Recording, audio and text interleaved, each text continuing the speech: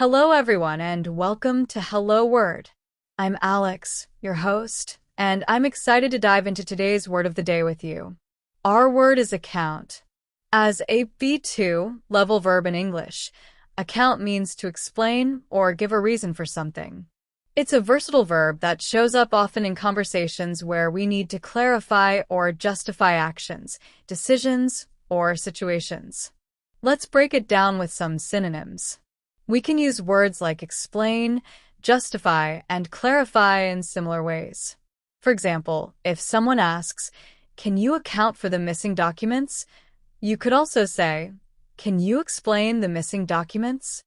Or if you say, "She had to account for her actions at work," you might also say, "She had to justify her actions at work." These synonyms help us bring more depth to the idea of explaining or reasoning through something. On the flip side, let's look at some antonyms. Words like ignore, overlook, or dismiss carry contrasting meanings. If you account for something, you're actively paying attention to it and explaining it, but if you ignore or overlook it, you're choosing not to focus on it.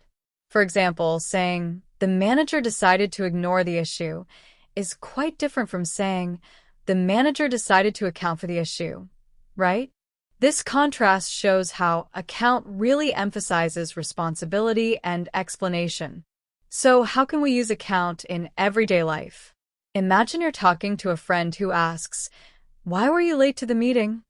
You might say, "I had to account for some unexpected traffic." Or at work, a manager could say, "We need to account for all project expenses to stay on budget." It's a great word when you want to communicate the need to explain or be transparent about a situation. Let's look at some sentence examples to lock it in. She had to account for her actions in the project review. Can you account for the missing report? They couldn't account for the delay, which led to some confusion. And there you have it.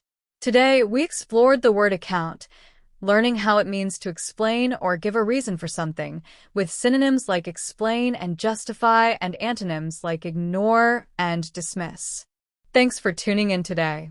If you enjoyed the episode, please consider subscribing to our podcast and leaving a review. Your support helps others discover Hello Word. And before you go, I'd love to see you create your own sentence using account.